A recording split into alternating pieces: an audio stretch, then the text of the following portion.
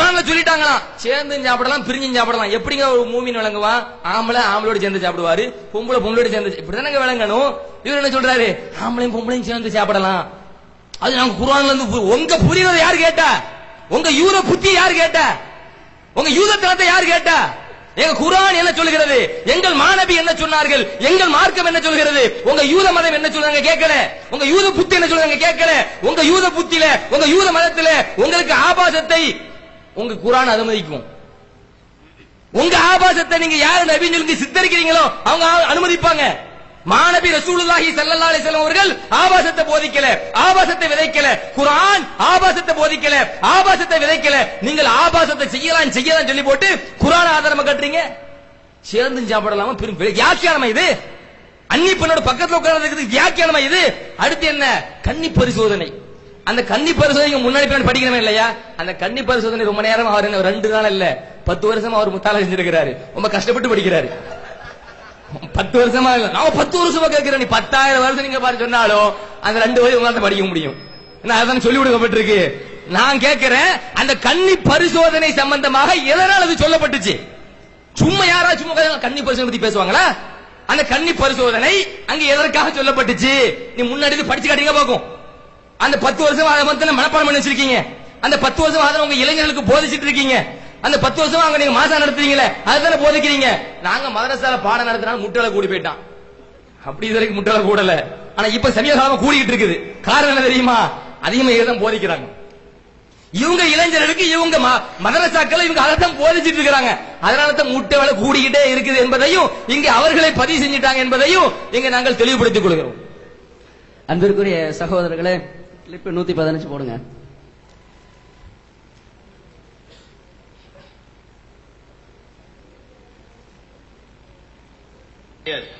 Gas என்றால் அது ஒரு ஆதாரமா சொல்லக்கூடாது. குர்ஆன்ல நேரடியா விளங்குறது அதனுடைய அர்த்தம், சிந்தித்து விளங்குறது அதனுடைய கருத்து. இந்த கருத்து தான் கியாஸ்ங்கிறீங்க. நாங்க குர்ஆன்ல சொல்றோம். அதை குர்ஆனில் இருந்து நேரடியாக விளங்குறதும் அதிலிருந்து சிந்தித்து விளங்குறதும் குர்ஆன் தான். அதாவது குர்ஆன்ல இருந்து நேரடியாக விளங்குறதும் அதுல சிந்தித்து விளங்குறதும் குர்ஆன் தான். அப்ப கியாஸ்ன்னு தனியா சொல்லக்கூடாது. குர்ஆன்ல இருந்து சிந்திச்சு உங்க ஆய்வு செய்து ஒன்னு சொல்லிட்டா, அதாவது மாமா வீட்டுல போய் சாப்பிடனா மாமா பொண்ணை பார்த்துட்டு சாப்பிடலாம் ஆய்வு, இந்த ஆய்வு குர்ஆன் தான் அப்படிங்கிறாங்க. அப்ப குர்ஆனில் இருந்து சிந்தித்து விளங்குவது குர்ஆன் தான். உங்களுடைய சிந்தனையை குர்ஆனுக்கு நிகராக கொண்டு வரீங்களே, இந்த மாதிரி ஒரு யூத சிந்தனை, இந்த மாதிரி ஒரு யூத சிந்தனை யார் சொல்லுவா? குர்ஆன்ல அதை ஆய்வு செஞ்சு ஆய்வுட்டு போங்க. மூணாவது சொல்லுங்க, குர்ஆன் சொல்றீங்களே. அல்லாஹ் சொல்றானே, லா யதீஹில் பாத்திலு மின் பைனி யதைஹி வலா மின் கல்ஃபிஹி, முன்னும் பின்னும் பாத்தில் வராது நல்லா சொல்றானே. குர்ஆன் அல்லாஹ் அல்லாதவைகளிடமிருந்து இது வந்திருந்தால் லவஜது ஃபீ இக்திலாஃபன் கதீரா, பலதரப்பட்ட கருத்து வேறுபாடுகளை கண்டிருப்பார்கள் நல்லா சொல்றானே. அப்படிப்பட்ட அந்த குர்ஆனும் உங்களுடைய ஆய்வும் ஒண்ணா? இவ்வளவு அசிங்கமா தொட காட்டலாம்னு சொல்லி தொட அவுரத்தில் எழுதி வச்சிருக்கீங்களே, இந்த ஒரு ஆய்வும் இது குர்ஆன் சொல்ல வராங்க. இதுவும் குர்ஆனா? இவ்வளவு போன காலத்துல பேசினாங்க, குர்ஆன்ல ஆபாசம் அசிங்கம் இருக்காது, அசிங்கம் இருக்காதுல தொடையா காட்டுங்க, காட்டி ரோட்ல போங்க, என்ன கண்ணியமான ஆடை போட்டு வந்திருக்கிறார்கள் சொல்லுவாங்க. சோடா பொட்டின்னு சொன்னாங்கல்ல, நீங்க சோடா பொட்டி போட்டு போங்க, இங்க வராதிங்க, எங்களுக்கு அது அவுரத்து விளக்கிட்டோம், முகநீல இருட்டடிப்பை எடுத்து காட்டிட்டோம், எங்க கண்ணுக்கு முன்னாடி தயவு செஞ்சு வந்துடாதீங்க, போட்டுக்கிட்டு ரோட்ல போங்க, கண்ணியமான ஆடை. யூத வேலைகளை யார் செய்கிறார்கள் என்பதை அப்பட்டமாக நம்ம சொல்லிக்கிட்டு வர்றோம். அதுல அஹ்மது இப்னு ஹம்பல் அவர்களுடைய அவுரத்துனா என்ன அப்படிங்கிறதுக்கு நம்ம முக்னிங்கிற நூல்ல இருந்து எடுத்து காட்டணும். படிக்கிறாரு, படிச்சுக்கிட்டே வந்துட்டு யாரோ ஒரு ஆள் கேட்டாங்களா, வரிஜுன்னு சொன்னாங்களா, சொன்னாங்களா, இல்லையா? அதுல அவருடைய இருட்டடிப்பு என்ன, அதை மட்டும் டக்குன்னு விட்டாரு. ஒஃபி ரிவாயத்தின் உஹ்ரா அன்னஹா ஃபர்ஜான், இன்னொரு அறிவிப்பிலே அகமது அவர்கள் சொல்லி இருக்கிறார்கள் 2 ஃபர்ஜ், முன்பகுதியும் பின்பகுதியும். சால்து அகமத, நான் அகமது அவர்களிடத்தில் கேட்டேன், மல் அவுரத்து, அவுரத் என்றால் என்ன? கால அல் ஃபர்ஜு வத்துபுரு, முன்பகுதியும் பின்பகுதியும் என்று சொன்னார் என்று இருக்குது. பார்த்துட்டு கேட்டாங்களா, போனாங்களா? யார் எழுதி? நாங்க எழுதுறோம். உங்க நூல எழுதியிருக்கு. படிக்கிறதுல எவ்வளவு யூதத்தனம் பாருங்க. படிச்சா முழுசா படிக்க வேண்டியான கிண்டல். அது நானா எழுதி வச்சேன்? டிஎன்டி எழுதி வச்ச வாசகம் அது. உங்க இமாம் எழுதி வச்ச வாசம் அதை படிக்கிறதுக்கு நம்ம ஆதாரம் வரும்போது சொன்னாங்களா இப்படின்னு போயிருது. என்ன படியத படிச்சு சொல்லுங்க. என்ன படிக்கிறதுல இருட்டடிப்பு செஞ்சுட்டு யூதத்தை அப்படியே காட்டுறது அவங்க. அதன் கீழே என்னென்னவெல்லாம் இருக்குங்கிறத பின்னாடி அங்க நம்ம என்ன செய்வோம் சொல்லுவோம். அதுக்கு அடுத்து தொடை இந்த கால்ல இருந்து முழுசு மொத்தமா அல்லாஹ்வின் தூதர் அவர்கள் தொடை தெரிந்தமா இருக்காங்களே, யாரை கேள்வி பண்றீங்க? என்ன நபி ஸல்லல்லாஹு அலைஹி வஸல்லம் அவர்கள் தொடையை திறந்த நிலையில ஹதீஸ் இருக்குல்ல புகாரில, கேளுங்க. திருப்பி யாரை கேள்வி பண்றான்னு பாருங்க. தொடைக்கு ஒரு வியாக்கியானம் தொல்காப்பியர் வந்துட்டாரு. இங்க இருந்து வர எல்லாம் நிர்வாணமா அல்லாஹ்வின் தூதர் நிர்வாணமா கிடந்தாங்கிறீங்களா? எங்க உயிரின் மேலான நபியை கேள்வி பண்றீங்களா? கிண்டல் பண்றீங்களா? இது ஈரத்தனம் இல்லையா? ரசூல் ஸல்லல்லாஹு அலைஹி வஸல்லம் அப்படின்னு போவாரு பாரு. அதை சொல்றது மட்டும் மத்தெல்லாம் நாம சொன்னோம் ரொம்ப பெருசா போடுவாரு. அதை படிக்கிற இடத்துல படக்குன்னு உள்ள உட்கார்ந்துருவாங்க. யார் யூதத்தனம் பண்ணுகிறார்? அல்லாஹ்வின் தூதர் அவர்கள் தொடை திறந்த நிலை இருந்து ஹதீஸ் இருக்கா இல்லையா? தொடைக்கு உங்களுடைய வியாக்கியானத்தின் அடிப்படையில் அல்லாஹ்வின் தூதர் அவர்கள் நிர்வாணமா கிடந்தாங்களா? அடுத்தவர்கள் முன்னாடி காட்டிக்கிட்டு இருந்தாங்களா? இது ரசூல் ஸல்லல்லாஹு அலைஹி வஸல்லம் அவர்களை கேலி செய்வது இல்லையா? கிண்டல் செய்வது இல்லையா? அடுத்து அந்த நாலு சாட்சி ஒருத்தர் விபச்சாரம் பண்ணா முடிவு செய்யணும்ல. நீ தான் முடிவு செய்ய கூடாதுன்னு சொல்ற, சாட்சியை கொண்டு வந்து நிரூபிக்க கூடாதுன்னு சொல்றீங்க. அந்த கேள்வி பதில் வந்துச்சா? ஏன் நீ பிடிச்சவன் வந்து என் மனைவிங்கிறான் கணவங்கிறான், சந்தேகம் வருதுல, சாட்சியை கொண்டு வா. அல்லாஹ் அப்படித்தானே சொல்றான். நீ யாருமே சொன்னீண்டா நீ சாட்சியை கொண்டு வா என்று திருக்குறான்ல லவ்லா ஜாவு அலைஹி பி அர்பாத்தி ஷுஹதான்ங்கறானே. ஒரு ஆள் மேல நீ அவதூறு சொன்னீன்னா 4 சாட்சியை கொண்டு வாங்கறானே, கொண்டு வர சொல்லுன்னு சொல்றான். அப்போ இவன் வந்து மனைவியா கணவனாங்கிறதுல விபச்சாரி என்ற அடிப்படையில் பிடிபட்டா நீ கணவன் மனைவி என்பதற்குரிய ஆதாரத்தை கொண்டு வாங்க கேட்கணும். நீ நிர்பந்தப்படுத்த கூடாதுன்னு சொல்றீங்க. அதுக்கு பதில் வந்துச்சா? சொல்லக்கூடாது, நிர்பந்தப்படுத்த கூடாது சொன்னாண்டா விட்டுட்டு ஓடு. இது விபச்சாரத்தை தூண்டுவது இல்லையா? விபச்சாரிகளினுடைய ஊக்கப்படுத்துவது இல்லையா? எவ்வளவு ஆபாசங்கள். என்ன 2 பேரும் ஒன்னா உட்கார்ந்து படி இதோ ஒரு சாதாரணமாக ஒரு கணவன் மனைவி அவர்களுக்கு முன்னிலையிலே உடலுறவு கொள்வதை ஒரு அடிமை பார்க்கலாம் அப்படின்னு சொல்லி வாயை திறந்தீங்களா? எது கேவலமா தெரியல உங்களுக்கு? கணவன் மனைவி உறவு கொண்டு இருக்கக்கூடிய ஒரு அடிமை பார்க்கலாம் எழுதி வச்சிருக்கீங்களே, ஹத்து கொடுக்கலாம் எழுதி வச்சிருக்கீங்க. தாசீர் இருக்காதுல, கத்துல் வரையிலையும் போலான் இருக்கா, கொல்ற வரையிலையும் போவான் இருக்கா, லாபாசம் எழுதி வச்சிருக்கீங்க, தப்பே இல்லை எழுதி வச்சிருக்கீங்க. பதில் யார் யூதத்தனம் செய்து கொண்டு இருக்கிறார் என்பதை அதுல பாருங்க. நம்ம ஆதாரத்தை காட்டும் போது அவருடைய படிக்கக்கூடிய விவரத்தையும் அவன் இதை மட்டும் ரொம்ப வேகமா சவுண்ட கொடுத்து வருவாரு. அந்த இடத்துல அப்படி யாரோ ஒரு ஆள் சொன்னார்களான்னு போயிடுவாரு. அன்பிற்குரிய சகோதரர்களே, இந்த தொடை விவரமாக அதாவது புகாரில 371வது செய்தியா வருது. சஹாபி அறிவிக்கிறாங்க, ஹஸரல் இஸாரான் ஃபஹ்திஹி, இறை தூதர் தன்னுடைய தொடையை விட்டும் கீழாடையை விலக்கினார்கள். ஹத்தா எந்த அளவிற்கு என்றால், இன்னி அன்துரு இலா பயாலி ஃபஹ்தி நபி ஸல்லல்லாஹு அலைஹி வஸல்லம், நான் நபிகள் நாயகத்துடைய தொடையை நான் பார்க்கும் அளவிற்கு விலக்கினார்கள். இந்த செய்தியை அடிப்படையாக வைத்துத்தான் இறை தூதரை பின்பற்றக்கூடிய நாங்கள், வஹியை பின்பற்றக்கூடிய நாங்கள், தொடை என்பது கண்டிப்பாக மறைக்க வேண்டிய பகுதி கிடையாது. ஹதீஸ்ல எவ்வளவு வருது அவ்வளவுதான். சரி, இவங்க துருல் முக்தார்ல என்ன எழுதி வச்சிருக்காங்க? துருல் முக்தார் அதுல 1/436 வருது. மாலிகின், மாலிக் இமாம் வழியாக அறிவிக்கப்பட்டிருக்கிறது. ஹியல் குபுலு வ துபுரு ஃபகத், அது முந்துவாரம் பிந்துவாரம் மட்டும் தான். சோடா புட்டி மதம் யார் விளங்கிடுச்சா? அவங்க துருல் முக்தார்ல இருக்கு. இப்ப எல்லாம் சோடா புட்டி மாட்டிட்டு திருவாங்க போயிருக்கு. ரத்துல் முக்தார்ல 3/249 வருது. வஅன் மாலிகின் ஹியல் குபுலு வ துபுரு ஃபகத், மாலிக் இமாம் வரக்கூடிய கருத்து அது முந்துவாரம் பிந்துவாரம் மட்டும் தான். அதை மட்டும் சின்ன சோடா புட்டியை வச்சு மறைச்சா போதும். பொம்பளைக்கு முன்னாடி போகலாம், விவாதத்துக்கு வரலாம், விவாதம் பண்ணும்போது சோடா புட்டி போதும். இமாம் அஹ்மது இப்னு ஹம்பலுடைய அவங்க சம்பந்தமா வரக்கூடிய ஒரு கிதாப், அது காஃபி ஃபி ஃபிக்ஹி இப்னு ஹம்பல். இமாம் அஹ்மது இப்னு ஹம்பலுடைய சட்டங்கள் தொடர்பாக வரக்கூடிய காஃபி என்ற நூல் பாகம் 1 பக்கம் 111 வருது. வஅன்ஹு, அஹ்மது இமாமிடம் அறிவிக்கப்படுகிறது, அன்னஹா அல் ஃபர்ஜானி, அஹ்மது இமாமுடைய கருத்துப்படி முந்துவாரம் பிந்துவாரம் மட்டும்தான் அவுரத்து, கண்டிப்பா மறைக்க வேண்டிய பகுதி. ஏன்? புகாரில உள்ள ஹதீஸை வைத்து. அது முகனில வந்து 1வது ஜுஸ் 337 பக்கத்துல வருது. வலைசத் சுர்ரத்து வ ருக்பத்தாஹு மின் அவுரத்திஹி, தொப்புளும் அது மாதிரி முட்டுக்கால்களும் அவுரத் கிடையாது. நஸ்ஸ அலைஹி அஹ்மத் ஃபி மவாலியா, பல இடங்களில் அஹ்மத் இதை நேரடியாக குறிப்பிட்டிருக்கிறார். நாங்க அதிகமா சொல்றோம், அகமது இமாமுடைய கருத்து, மாலிக் இமாமுடைய கருத்து சோடாப்பட்டி தான். நாங்க என்ன சொல்றோம், தொடை தெரிந்தா தப்பு இல்லைங்கிறோம். அகமது இமாம் பல இடங்களில் இதை குறிப்பிட்டிருக்கிறார். காலபிஹி மாலிக் வ ஷாஃபி, அதே மூலையில் எழுதி வச்சிருக்கிறாங்க. இந்த கருத்தை தான் மாலிக் சொன்னார், ஷாஃபி சொன்னார். உங்க துருல் முக்தால் இருக்குது, ரத்துல் முக்தால் இருக்குது, முகனில அகமது இமாம் இதைத்தான் சொன்னார் என்று இருக்கிறது. அப்ப யாரு யூத மதம், யாரு இட்டு கட்ட கூட தெரிகிறதா?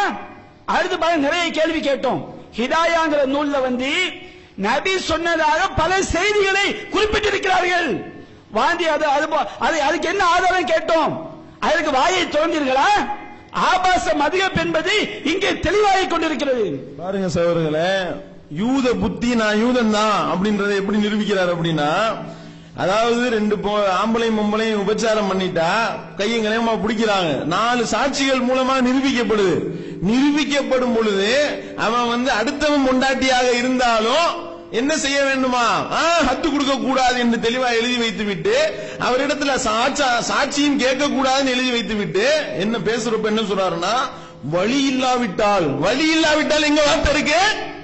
எப்படிப்பட்ட யூதத்தனம், எப்படிப்பட்ட யூத புத்தி, இப்படிப்பட்ட யூத புத்தியோட உட்கார்ந்துக்கிட்டு நாங்க யூதர்களா? பதில் சொல்லுங்க. அடுத்து பாருங்க, கேவலத்திலையும் கேவலம், பெண்ணுறுப்புக்குள்ள ஆம்லேட் போடுங்கப்பா அப்படின்னு சொல்லி இருக்கீங்களா? எப்படி இது போடுறது? இப்படிப்பட்ட கேவலப்பட்ட சட்டங்களை எழுதி வச்சிருக்கீங்களா அப்படின்னா அது தடுமாறி வாசிக்கிறாரு. வேற இவருக்கு இப்படிதான் சொல்ல கொடுக்கப்பட்டிருக்கு. எப்படின்னு பாருங்க. அதாவது கேள்வி கேட்டு எல்லாம் மதரசா மாணவர்கள் இப்ப முட்டையோட வீட்டுக்கு உங்க வீட்டு வரிசையில நிக்க போறாங்கன்னு சொன்னோனையும், அம்மாடி இந்த மாதிரி என்னத்தையா முட்டையிட்டு ஊற்றி பார்த்துட்டாங்கன்னா என்னடா ஆகுறது? நடுங்கி போய் நடுக்கத்துல என்னவா அப்படின்றீங்களே. ஏன் தடுமாறி, இந்த அபத்தை கூட தான் அப்ப தடுமாறி வாசிட்டேன். அந்த எந்திரிச்சு நிக்குதா இல்லையான்னு பார்க்க சொல்லி போட்டுருந்தீங்களே, என்ன வாதம்? அதுக்கு பதிலா வைங்க. அதை விட்டுட்டு முன்னாடி மறுபடியும் இதுதான் காலையில இருந்து இதுதானே ஓடிக்கிட்டு. நேத்து இருந்து முன்னாடி என்ன, பின்னாடி என்ன, பின்னாடி விட்டா என்ன, முன்னாடி நக்குனா என்ன, சப்புனா என்ன பேசிக்கிட்டு இருக்கீங்க. மறுபடியும் ஆரம்பிச்சுட்டாரு. முன்னாடி விட்டா என்ன, பின்னாடி விட்டா என்னன்னா எடுத்து வாசிச்சு இப்ப விளக்கம் சொல்லிட்டேன். நான் வாசிச்சு வார்த்தை அர்த்தம் வைத்து விட்டேன். நீ என்ன சொல்ல வேண்டும், இப்ப விளக்கம் சொல்ல வேண்டும். அதுல பாருங்க எவ்வளவு பெரிய கேவலம் பாருங்க. அந்த சேர போடுங்க. அதாவது மானம் என்பதெல்லாம் கிடையாதுங்க, வெக்கம்லாம் கிடையாதுங்க. மானம் கெட்டவர்கள் தான் என்பதற்கு அடுத்த ஆதாரம் என்னன்னா அந்த சிலையை காட்டுங்க. அதாவது சாட்சி சொல்றதை பத்தி எழுதுறாங்க. என்னவா, பெரும்பாலும் பெண்களில் இருந்து உண்டாகிடக்கூடிய சில விஷயங்களுக்கு யார் யாரெல்லாம் சாட்சி சொல்லணுமா, கொஞ்சம் பெருசாகி விடுங்க அப்படியே.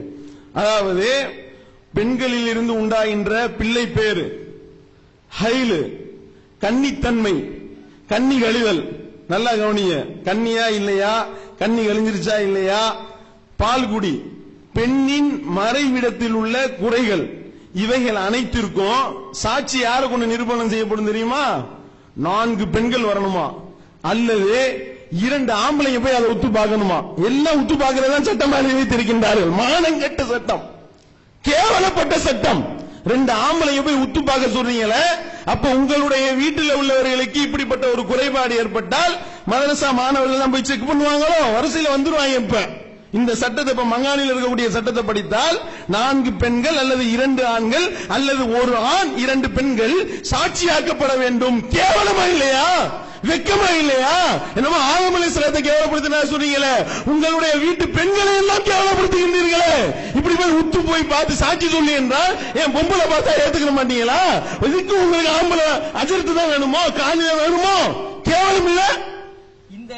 இதுல வெக்கமே இல்லாம தொடையெல்லாம் நாங்க பார்க்க மாட்டோம். ஆமா, நீங்க தொடைய மட்டும் தான் பார்க்க மாட்டீங்க, உசும்புதா இல்லையான்னு பாப்பீங்க. அடுத்தவனுக்கு உறுப்பு பெருசா இருந்துச்சுன்னா, அதுல பிரச்சனை வந்துச்சுன்னா உங்க வீட்டு பெண்கள் அனுப்பி வைப்பீங்க. அதுக்கெல்லாம் வெக்கம் இல்ல, அதுக்கெல்லாம் மான உணர்வு இல்ல. முட்டைய ஆம்லெட்ல விடுறதும் அதுல உத்து பார்ப்பாங்க, போக்கஸ் பண்ணி பார்ப்பாங்க. ஆம்லெட் மஞ்சக்கரு உள்ள போகுதா இல்லையா, வெள்ளக்கரு உள்ள போகுதா இல்லையா, அதை பாப்பீங்க. தொடைய மட்டும் வெள்ள பொத்திடுவாங்க. தொடர்ந்து சிறுசு அதெல்லாம் எங்களுக்கு தேவையில்லை. ஆம்லெட் ஊட்டும் போது தவறாம தகவல் சொல்லுங்க, முதலா நிக்கிறேன். உசுமுலா இல்லையான்னு பிரச்சனை வந்துச்சுன்னா தகவல் கொடுங்க. அதுக்கு சில பெண்கள் இருக்கிறாங்க, அனுப்பி வைக்கிறோம். அப்படிதான் சட்டையில் வச்சிருக்கிறீங்க. இதுல வெக்கமே இல்லாம நாங்க தொலைய பார்க்க மாட்டோம் சொல்றாங்க. வெக்கி தலை குனியணும். இந்த மதபுல உள்ள ஆபாசத்தை எல்லாம் கேட்டுக்கிட்டு இப்படி எல்லாம் இருக்குதா என்று நீங்கள் சிலாகிப்பீர்களே, ஆனால் வெக்கி தலை குனிய வேண்டிய விஷயம். அது மட்டும் இல்லாம இமாமுடைய தகுதியை பத்தி சொல்றாங்க. அவங்க மதுஹப் நூல்ல இமாமுக்கு உரிய தகுதிகள் என்னென்ன என்பது நபி மொழிகள்ல தெளிவா சொல்லப்பட்டிருக்கு. இவங்களிடத்துல இந்த ஆபாச களஞ்சியத்துல என்ன சொல்லப்பட்டிருக்கு தெரியுமா? சும்மல்ல ஹசனு சௌஜத்தன், பல விஷயங்கள் முன்னால குறிப்பிடுறாங்க. அதுல ஒன்னா சொல்றாங்க, பொண்டாட்டி அழகா இருக்கணும். நீங்க எல்லாம் இமாமா இருக்கிறீங்களா இல்லையா? உங்க பொண்டாட்டிலாம் அழகா இருக்காங்களா இல்லையான்னு யார் தீர்ப்பளிச்சது? உங்க மதுஹப்ல உள்ளது இது புனித நூல் என்று நீங்கள் ஒப்புக்கொள்வீர்களே, ஆனால் இதன்படிதான் நீங்க இமாமா சேர்க்கப்பட்டீங்களா? மற்ற பெண்களோட உங்க பொண்டாட்டிகளை நிக்க வச்சு இமாம்கள் மத்த ஆட்கள் ஜமாத்து முத்தவள்ளிகள் கொத்தமல்லிகள் எல்லா ஆட்களையும் நிப்பாட்ட வச்சு உன் பொண்டாட்டி சூப்பர் இமாம் நீ வா, நீ செலக்டட், நீ ரிஜெக்டட், உன் பொண்டாட்டிக்கு 2 பல்லு தெத்து பல்லு, அதனால நீ இமாம் இல்ல, இப்படிதான் சேர்க்கப்பட்டீங்களா? அழகு போட்டி வச்சீங்களா? இதுக்கு பேரு புனித நூல். அதே போல அதுல சொல்லப்படுது சும்மல் அக்பர் அசன் ஒரு அஸ்கர் உள்வன், பெரிய தலை சின்ன உறுப்பு. என்ன உறுப்பு? கியாஸ் என்றால் அது ஒரு ஆதாரமா சொல்லக்கூடாது. குர்ஆன்ல நேரடியா விளங்குறது அதனுடைய அர்த்தம், சிந்தித்து விளங்குறது அதனுடைய கருத்து. இந்த கருத்து தான் கியாஸ்ங்கிறீங்க. நாங்க குர்ஆன்ல சொல்றோம், குர்ஆனில் இருந்து நேரடியாக விளங்குறதும் அதை சிந்தித்து விளங்குறது கருத்து, அதை தான் நாங்க கியாஸ்ங்கிறோமா. அதாவது குர்ஆன்ல இருந்து ஆய்வு செய்து ஒன்றை விளங்கினால் அதுக்கு அது குர்ஆன் இல்ல, அதுக்கு வேற ஒரு பேரு கியாஸ் நாங்க சொன்னா அது குர்ஆன் தான் அப்படிங்கிறாரு. அப்ப இதுக்கு என்ன ஆதாரம்? இது குர்ஆனோட இணைச்சு வச்சிருக்கீங்களே, உங்களுடைய சொந்த யூத சரக்குகளை எல்லாம் குர்ஆனுக்கு நிகரா வச்சிருக்கீங்களே, அந்த யூத பையன் குர்ஆன்ல இருட்டடிப்பு பண்றான், குர்ஆனை அழிக்கணும்னு நினைக்கிறான். நீங்க குர்ஆனோடு சேர்த்து உங்களுடைய யூத சிந்தனைகளை சேர்த்துக்கிறதுக்கு இப்படி சொல்லியிருக்கீங்க, நீங்க ஆதாரத்தை காட்டணும். அதே போல நான் லாஸ்ட் உரையில பேசும்போது ஒரு சில விஷயத்தை முக்கியமா சொல்லாம விட்டுட்டேன். அதாவது இந்த சோடாபுடி மேட்டர் சொன்னாங்கல்ல, நம்ம சொல்லியிருந்தோம், நீங்க ஜட்டி போட்டுக்கிட்டு என்ன செய்யுங்க, ரோட்ல போங்க, எங்களுக்கு முன்னாடி வந்துடாதீங்கன்னு சொல்லிட்டோம். அதுல ஒரு கூடுதலா ஒரு செய்தி சொல்ல வேண்டி இருக்கிறது. ஏன்னா நம்ம பேசுனதை வச்சு புடிச்சிருவாங்க. எப்படி பிடிப்பாங்கன்னு கேட்டா, ரோட்ல போறாங்கல்ல, போகும்போது நாயை கபீரும் அல்லது போலீஸ்காரன் இழுத்து போட்டு மிதிச்சு போடுவான். புடிச்சிட்டு வந்து விட்டு, நீங்கள் தான் விவாதத்தில் சொன்னீர்கள், உங்கள் பேச்சை கேட்டுத்தான் நாங்கள் இப்படி போனோம், நீங்கள் தானே சொன்னீர்கள். ஒரு தாசீர் என்றால் என்ன தெரியுமா? ஒரு எந்தவித அநியாயமும் ஹக்கும் இல்லாமல் ஒருவன் செயல் மூலமாக சொல் மூலமாக பாதிப்பு ஏற்பட்டால் அவன் கண்டிக்கப்பட வேண்டும், தண்டிக்கப்பட வேண்டும் சொன்னீங்களே. இப்பொழுது என்ன தூக்கி போட்டு மிதித்து விட்டார்கள் ஜட்டி போட்டதனால். அதனால எனக்கு நீங்க இதுக்குரிய பரிகாரத்தை நஷ்டஈட தரணும்னு சொல்லி தயவு செஞ்சு எங்ககிட்ட வந்துடாதீங்க, இதுக்கு நாங்க பொறுப்பு அல்ல. அதனால நீங்க அதை நிரூபித்து காட்டுங்க. இப்ப அந்த உறுப்பு மேட்டர்லாம் எடுத்துட்டு இருக்காங்க, அது விளக்கிடுங்க. அது என்ன உறுப்பு உறுப்புங்கிறீங்களே? ஏன்னா மிசுவாக்கு குச்சி சப்புறதுனாலே அந்த சப்புறது சிந்தனை அப்படித்தான், அந்த சப்புறது தான் மிசுவாக்கு குச்சி சப்புறதுன்னு வருது. மிசுவாக்கு குச்சி சூப்புறதுன்னா அந்த சூப்பு அந்த சப்புறதுன்னு சொல்லி சிந்தனை இந்த அளவுக்கு பேதலித்து போயிருக்கிறது. அதனால உறுப்புங்கிறாங்க, அது என்ன உறுப்புன்னு தெளிவா விளக்கிடுங்க. அப்புறம் நம்ம ஒரு ஹதீஸ் சொல்லியிருந்தோம். ஹதீஸ்ல அந்த செய்தி ஒரு சட்டத்தை அவங்க விளக்கும் போது ரொம்ப ஆபாசமா ரொம்ப அசிங்கமா நீங்க விமர்சிக்கிறீங்களே. ஒரு சில சட்டங்களை இப்படி சொல்லப்பட்டிருக்குன்னு விமர்சிச்சது ஆபாசமா விமர்சிச்சாங்க. சில சட்டங்களை அர்த்தம் வச்சதே ஆபாசமா தான் அர்த்தம் வச்சாங்க, எடுத்து போட்டோம். அது இப்பவும் அதை அப்படியே பதிவு பண்றாங்க. அங்க அவங்க இதுல சகோதரர் எம்.ஐ. சுலைமான் ஒரு நாள் பெண் குழந்தையுடன் சேர்ந்தால் அப்படிங்கிறார். இருக்கா சட்டம்? அப்படியே சொல்லி இருக்கு. அங்க என்ன சொல்லப்பட்டிருக்கு? சொல்லப்பட்டதுன்னா சிறுமியுடன் சேர்ந்தால் தூக்கி போட்டு மிதிச்சு கொல்லு. அந்த சிறுமின்னு சொல்லும் போது வலவு பிந்தையவு மீன் அளவு சொல்றாங்க. சிறுமினா 4 வயசு குழந்தை, 5 வயசு குழந்தை, 6 வயசு குழந்தை நினைச்சுக்காத. ஒரு நாள் பிறந்த குழந்தைன்னு அளவு சொல்லப்பட்டா ஒருத்தனை பார்த்து நம்ம சொல்றோம், நீ என்ன பெரிய வணக்கசாலியா இருந்தாலும் நீ தவறு செய்தால் உன்னை அடிச்சு கொல்லுவேன், நீ கல்யாணமானவனா இருந்தா அப்படின்னு நம்ம சொன்னா, பார்த்தீர்களா ஒரு நல்லவர் விபச்சாரம் செய்ய சொல்லிவிட்டா தூண்டி விட்டார்கள் என்று சொல்லுகிறார்கள். அந்த மாதிரி அபாண்டமா அசிங்கமா நீங்க கற்பனை பண்ணிட்டு வச்சிட்டு இருக்கீங்க. அந்த விஷயத்தை பதிவு பண்ணிக்கிறோம். ரெண்டாவது ஒரு குற்றவியல் விஷயம் வரும்போது ஒரு விஷயத்தை குற்றவியல் விஷயங்கள்ல ரசூல் ஸல்லல்லாஹு அலைஹி வஸல்லம் அவங்க தெளிவா ஒரு சில விஷயங்களை கேட்டிருக்கிறாங்க. மாயிஸ் ரலியல்லாஹு அன்ஹு அவருடைய சம்பவத்துல அவங்க தவறு செஞ்சுட்டேன்னு சொல்லும் பொழுது ரசூல் ஸல்லல்லாஹு அலைஹி வஸல்லம் லஅல்லக கப்பல்த வ கமஸ்த வ நஸர்த, நீங்க முத்தம் கொடுத்திருக்கலாம் அல்லது நீங்க பார்த்திருக்கலாம் சொல்லி ஒன்னொன்னாக நீங்க ரசூல் ஸல்லல்லாஹு அலைஹி வஸல்லம் அவங்க கேக்குறாங்க.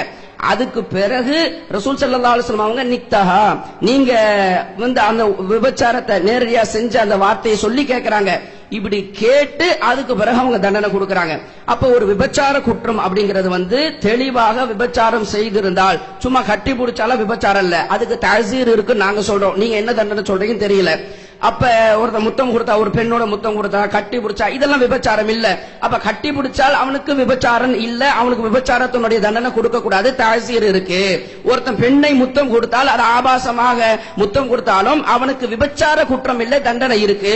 இப்படின்னு சொல்ற ஆபாசமா அதாவது பெண்ணை கட்டுப்பிடித்தால் இஸ்லாத்துல விபச்சாரம் சொல்லப்படாது, அது அசிங்கமான செயல், அதுக்கு தாழ்ச்சி இருக்குன்னா ஆபாசம். இது ஆபாசமா? ஆபாசத்துக்கு சட்டம் சொல்லி இருக்குன்னு விளக்குறோம், இது ஆபாசம் சொல்லி அவர்களுடைய யூத நச்சு கருத்தை எந்த அளவுக்கு பித்தலாட்டம் பண்ணி வாசிக்கிறதுல செய்யறதுல இன்னும் எடுத்து வைப்போம், வாசிக்கிறத செய்யறத போட்டிருக்காங்கன்றத பாக்குறோம். அதே போல இந்த ஒரு அபூ ஹனீஃபா இமாம், ஒரு பெண் இந்த முஸ்தஜரா என்ற ஒரு பெண் காசு கொடுத்து விபச்சாரம் செய்யப்பட்டாலும் ஒரு சட்டத்தை அவங்க பதிவு பண்ணி அவரே விளக்கினாரு. என்ன விளக்கினாரு? அபூ ஹனீஃபா இமாம் இடத்துல இது விபச்சார குற்றமா எடுத்து ஹத்து இல்லை, ஹத்து இல்லைன்னா இஸ்லாம் சொன்ன அந்த தண்டனை இல்லை. அந்த இஸ்லாம் சொன்ன தண்டனை கல்யாணம் ஆனவனாக இருந்தால் கல்லடிச்சு கொள்றது, திருமணம் ஆகாதவனாக இருந்தால் கசேடி கொடுக்கிறது, இந்த தண்டனை இல்லை, தஅஸீர் இருக்கிறது. அந்த நீதிபதி பார்ப்பார், குற்றத்தினுடைய அளவை பொறுத்தும் ஆளை பொறுத்தும் சூழலை பொறுத்தும் தண்டனை கொடுப்பார். அபூ ஹனீஃபா இமாம் கருத்து இருக்கு, தண்டனை இருக்குன்னு வருது. பிரச்சனை என்ன? இது விபச்சாரமா இல்லையா? அதாவது இஸ்லாம் சொன்ன அந்த விபச்சாரத்திற்குரிய தண்டனை வரக்கூடிய குற்றமா இல்லையாங்கிறது தான் பிரச்சனை. ஆனால் மதுஹபனுடைய கருத்து, ஹனஃபி மதுஹபனுடைய கருத்து, அதுலயே அவரு பதிவு பண்ணாரு, அது விபச்சாரம், அதுக்கு தண்டனை கொடுங்கன்னு. இப்ப பிரச்சனை ஆபாசமா? இந்த விஷயம் இஸ்லாம் சொல்லி இருக்கக்கூடிய அந்த விபச்சாரத்திற்குரிய தண்டனை வருமா வராதா, இதுதான் பிரச்சனை. இது எப்படி தண்டனை இல்லைன்னு சொல்லிட்டீங்களே, எவ்வளவு ஆபாசமா அசிங்கமா சித்தரிக்கிறீங்க. அதாவது இதுல இன்னொரு விஷயம் வழங்குது, அவங்களே ஸ்டேட்மெண்ட் கொடுத்திருக்கிறாங்க. மதுஹப் என்பது இமாம் அபூ ஹனீஃபா ரஹ்மத்துல்லாஹி அலைஹி அவர்கள் மாணவர்கள் தான் அபூ யூசுப் ரஹ்மத்துல்லாஹ், முஹம்மது ரஹிமஹுல்லாஹ் அவர்களுடைய மாணவர்கள் சொல்லக்கூடிய சட்டம் ஃபத்வாவாக இருக்கிறது. அபூ ஹனீஃபா இமாம் அவர்கள் அவர்களுடைய ஆசிரியர். மதுஹப் என்பது ஆளை பின்பற்றுவதில்லை, ஆய்வை பின்பற்றுவது என்பதற்கு இது மிகப்பெரிய ஆதாரம். ஆய்வை பின்பற்றுகிறது, ஆளை பின்பற்றல, ஆசிரியரை தான் நாங்கள் பின்பற்றுவோம் அப்படின்னா அபூ ஹனீஃபா இமாம் சொல்லிட்டாங்க, அதை கேட்டுட்டு போங்கப்பா, நீங்க யார்ப்பா மாணவர்கள் சொல்றதுன்னு அவங்களுக்கு ஃபத்வாவா இருக்காது. அப்ப மாணவர்கள் சொல்லப்பட்டாலும் அந்த ஆய்வு சரி என்றால் ஆசிரியராக இருந்தாலும் மதிப்பு கொடுப்போம். அவர்கள் அபூ ஹனீஃபா இமாமாக இருக்கட்டும், உஸ்தாதா இருக்கட்டும், ஆசிரியரா இருக்கட்டும், தக்லீது செய்ய மாட்டோம், கண்மூடித்தனமாக பின்பற்ற மாட்டோம் சொல்லி இதுல ஒரு விஷயம் விளங்குது. ஆனா நீங்க என்ன செய்றீங்க? பெண்கள் ஜியாரத் இல்லை, ஆமா இல்லை. பெண்கள் ஜியாரத் இருக்கு, ஆமா இருக்கு. சூனியத்துக்கு இப்படி விளக்கம், ஆமா இப்படி விளக்கம். சூனியத்துக்கு இப்படி விளக்கம் மாத்தி விட்டேன், ஆமா இப்படி மாத்தி விட்டீங்க, கரெக்ட் தான். கந்திஷ்டி என்பது குர்ஆன் ஹதீஸ் படி இருக்கு, ஆமா இருக்கு. கந்திஷ்டி குர்ஆன் ஹதீஸ் படி இல்லை, அது செட் ஆக மாட்டுது, ஆமா செட் ஆக மாட்டுது. இதுதான் தக்லீது, இதுதான் தக்லீது ஜமாத், கண்மூடித்தனமாக பின்பற்றக்கூடிய ஜமாத். அடிச்சு சொல்லுங்க, உங்களுடைய சட்டத்திற்கு மாற்றமாக ஒருவர் பேசினால் அந்த அமைப்புல அவர் இருக்கவே மாட்டாரு, தூக்கிடுவீங்க. தக்லீது ஜமாத். கண்ணியத்துக்குரிய அல்லாஹ்வின் நல்லடியார்களே, இவங்க சட்டம் பேசுறாங்க. எடுத்து 114 கிளிப் போடுங்க. 14 ஒரு சம்பவத்தை பாருங்க. ரசூல் ஸல்லல்லாஹு அலைஹி வஸல்லம் அவர்கள் காலித் இப்னு வலீத்ங்கிற ஒரு சஹாபி, பெரிய வீரர், மாவீரர். அந்த காலித் இப்னு வலீத் என்றவருடைய தலைமையில பனூ ஜுதைமாங்கிற ஒரு கூட்டத்தினருக்கு எதிராக ஒரு படை, அவங்க சில சில்மிசம் பண்றாங்கன்னு சொல்லி அவங்களுக்கு எதிராக ஒரு யுத்தம் அறிவிக்கப்படுது. யுத்தத்துக்கு படை எடுத்து போயிட்டார். யுத்தம் நடக்குது. பனூ ஜுதைமாங்கிற கூட்டத்தினருக்கும் காலித் இப்னு வலீத் தலைமையில் இருந்த சஹாபாக்களுக்கு மத்தியில ரசூல் ஸல்லல்லாஹு அலைஹி வஸல்லம் காலத்துல யுத்தம் நடக்குது. யுத்தம் நடக்கும் பொழுது ஓரளவுக்கு கை முஸ்லீம்களுடைய எடுத்து போய் வாங்கிடுச்சு. அந்த என்ன பண்ணாங்க, நாங்க யுத்தத்துக்கு வரல பாட்டாங்க. யாரு அந்த எதிர்பார்த்து என்ன செஞ்சாங்க, யுத்தத்துக்கு வரல, நாங்களும் அஸ்லம்னான்ட்டாங்க. நாங்க இஸ்லாத்துல உங்களோட சேர்ந்துடுறோம், நாங்களும் முஸ்லீம் ஆயிடுறோம், எங்களோட நீங்க சண்டைக்கு வரக்கூடாது, நாங்கள் உங்களை சேர்ந்துக்கிறோம் சொல்லிட்டாங்க. இவர் என்ன பண்றாரு, காலித் இப்னு வலீத், இவங்க உயிரை காப்பாத்திக்கிறத நடிக்கிறாங்க. காலித் இப்னு வலீத் ரலியல்லாஹு அன்ஹு அவங்க ஒரு மக்கள், அவங்க எதிர் தரப்பினர் இஸ்லாத்துக்கு வந்துட்டோம்னு சொன்ன பிறகும் அஸ்லம்னான்ட்டாங்களாம், இஸ்லாம் ஆயிட்டோம்னு சொன்னாங்களாம். அதுக்கு பிறகு உயிரை காப்பாத்துக்கிறதுக்காக என்ன செய்யறாங்க சொல்றாங்கன்னு சொல்லி அவங்கள போட்டு கொல்லணுங்கிறாரு. இது இந்த செய்தி காலித் இப்னு வலீத் ரலியல்லாஹு அன்ஹு மேல அபாண்டம், பொய், இப்படி அவர்கள் தீர்ப்பு செய்யல, இந்த மாதிரி நடந்துக்கலன்னு நான் அபாண்டத்தை எடுத்து வைக்கிறேன், இதுக்கு நீங்க பதில சொல்லணும். அதே போல 119 கிளிப் போடுங்க. அதே மாதிரி ஒரு நாள், இது 1176வது ஹதீஸ், பள்ளிவாசலுக்கு இப்னு உமர் வர்றாரு. வந்தா மக்கள் லுகா தொழுதுட்டு இருக்காங்க. ஒரு 10 மணி 11 மணி இருக்கும்னு நினைக்கிறேன். லுகா தொழுதுட்டு இருக்காங்க. என்னப்பா தொழுறீங்கன்னு கேட்கிறாரு. லுகா தொழுகிறோம். உடனே என்ன செய்யறாரு, ஃபகால பிதாத்துன், என்ன பிதாத் செய்றீங்களா நீங்களா அப்படிங்கிறாரு. ஒரு சுன்னத்தான ஒரு தொழுகை தொழுகிறாங்க, அவர் அதை அப்ஜெக்ஷன் பண்ணி பிதாத்துன்னு கண்டிக்கிறார். அப்படி கண்டித்தார் என்று புகாரில 1776வது ஹதீஸ்ல இந்த சம்பவம் இடம்பெற்றிருக்கிறது. அப்ப இதுல என்ன விளங்குது? லுகாத் தொழுகை என்று நமக்கெல்லாம் தெரிஞ்சு வச்சிருக்கிறோம். ரசூல் ஸல்லல்லாஹு அலைஹி வஸல்லம் தொழுது இருக்கிறாங்க, அதுக்கு சான்று இருக்குது. அது இல்லைன்னு யாரு மறுக்கிறா? ஆயிஷா நாயகி மறுக்கிறாங்க, இப்னு உமர் மறுக்கிறாரு. இப்னு உமரே சொல்றாரு எங்க பாப்பா தொழுவாரு, உமர் மறுத்திருக்காரு. அப்ப உமரும் செய்யல, அபூபக்கரும் செய்யல, இவ்வளவு பேரும் செய்யல என்று ஒரு தகவல் வருது. அதனால லுகாத் சுன்னத்து இல்லைன்னு சொல்லுவதா? அப்ப இந்த செய்தியில பாருங்க, இப்னு உமர் அவர் ஒரு புகாரி ஹதீஸ் நம்பர் சொல்றாரு. அதுல பார்த்தா அந்த மாதிரி அவர் சொல்ற மாதிரி ஹதீஸ் எல்லாம் கிடையாது, இல்ல. அதனால பித்அத் என்று கண்டித்தார். ஒரு சுன்னத்தான ஒரு தொழுகை இப்னு உமர் ரலியல்லாஹு அன்ஹு கண்டித்தார்கள், பதிவு செய்யறாங்க. அதே போல உமர் ரலியல்லாஹு அன்ஹு மறுத்தார்களாம். உமர் ரலியல்லாஹு அன்ஹு தொழுவுலன்னு மறுத்தார்கள் அப்படின்னு சொல்றாரு. தொழுவுல அப்ப உமர் ரலியல்லாஹு அன்ஹு மறுத்தார்கள் அப்படிங்கிறாரு. அப்ப இந்த அவர் சொல்ற ஹதீஸ்ல அது இல்ல. அதனால நீங்க எடுத்து என்ன செய்ய, என்ன அது இது பித்தலாட்டமா இல்லையா? ஒரு சஹாபி மேல விமர்சிக்கும் பொழுது எப்படி சொல்லி இருக்கணும், எந்த மாதிரி சொல்லி இருக்கணும்? இப்னு உமர் ரலியல்லாஹு அன்ஹு அவர்கள் ஒரு பித்அத்தை கண்டிச்சாங்க, ஒரு சுன்னத்தான ஒரு விஷயத்தை கண்டித்தார்கள். நீங்க என்ன செஞ்சிருக்கீங்க, பதிவு செய்து வச்சிருக்கீங்க. இந்த விஷயத்தை நீங்க தெளிவான ஒரு விளக்கம் கொடுக்கணும். அதே போல பாருங்க, இவர்கள் இவங்களுடைய விளக்க உரை தப்சீர்ல என்ன செய்யறாங்கன்னா 65வது நம்பர்ல மனைவிக்கு எதிராக சத்தியம் செய்தல் அப்படின்னு சொல்லி ஒரு தலைப்புல எழுதுறாங்க. குர்ஆன்ல ஒரு வசனம் வருது, அதாவது பெண்களிடத்துல சத்தியம் செய்தால் பெண்களிடத்துல அல்லாஹ் மேல சத்தியமா உன்னோட சேர மாட்டேன்னு சொல்லி 4 மாசம் இவன் பெண்களோடு சேராமல் இருந்தால் தலாக் ஏற்பட்டுரும், அல்லது 4 மாசத்துக்குள்ள இவன் சத்தியத்தை முடிச்சால் அதுக்குரிய பரிகாரத்தை செஞ்சுக்கலாம். இத என்ன செய்யறாரு, இந்த ஒரு வசனத்துக்கு அவர் விளக்கம் எழுதுற போது அவர் விளக்கத்தை எழுதிட்டு வரும்போது சொல்றாரு, சிலர் மனைவியுடன் வெறுப்பு கொண்டு அவளுடன் வாழ்க்கை நடத்தாமலும் அவளை விவாகரத்து செய்யாமலும் கொடுமைப்படுத்துவர். 4 மாதம் கடந்த பின்னும் மனைவியின் மீது வெறுப்பு கொண்டு பிரிந்திருந்தால் 4 மாதங்களுக்குள் மனைவியுடன் உறவை புதுப்பிக்காவிட்டால் அதே விவாகரத்தாக அறிவிக்கும் கடமை ஜமாத்துகளுக்கு உண்டு. அந்த அதிகாரம் இந்த வசனத்தின் மூலம் சமுதாய தலைவர்களுக்கு வழங்கப்பட்டுள்ளது அப்படிங்கிறார். வசனம் சொல்லுது, சத்தியம் பண்ணி உன்னோட சேரமாட்டேன்னு சொன்னா இந்த சட்டம் வருது. அவர் அதை எடுத்துக்கிறாரு. இப்ப என்ன சொல்றாருன்னா, ஒரு மனைவியோட ஒருத்தர் சேராமலும் பிரியாமலும் இருந்தா ஜமாத்துக்கு பிரிச்சு விடுற கடமை இருக்குன்னு இந்த வசனத்திலிருந்து விளங்குதுன்னு சொல்றாரு. இந்த வசனம் சத்தியத்தை பத்தி பேசுது. இவ சத்தியம் பண்ணி பிரிஞ்சில்ல, இவ சும்மா பிரிஞ்சிருக்கிறான், கொடுமை பண்றான். கூப்பிட்டு வச்சு ஜமாத்து பிரிச்சு விடணும்னு சொல்லி சொன்னா பரவாயில்ல. இவர் என்ன சொல்றாரு, பிரிச்சு ஜமாத்து விடலாம், பிரிச்சு விடலாம், கணவனும் மனைவியும் இப்படி இருந்தா பிரிச்சு விடலாங்கிற அதிகாரம் ஜமாத்துக்கு உண்டுன்னு சொல்லியிருக்கீங்க. இது இந்த வசனத்திலிருந்து விளங்குதுன்னு சொல்லியிருக்கீங்க. எப்படி இந்த ஜமாத்துக்கு இந்த வசனத்துல எப்படி இருக்கு, அது எப்படி விளங்குது? குர்ஆனுக்கு எதிரான கருத்து. இந்த சிறுமியுடன் உறவு கொள்வது, அதுல நம்ம கேட்ட கேள்வியை மட்டும் கரெக்டா மறைச்சிட்டு சின்ன புள்ளண்டா என்ன வயசு அப்படிங்கறது அங்க சொல்லப்பட்டிருக்கின்றாரு. நான் வாசிச்சத திரும்பவும் உங்களுக்கு சொல்றேன். ஃபலவு அவுலஜ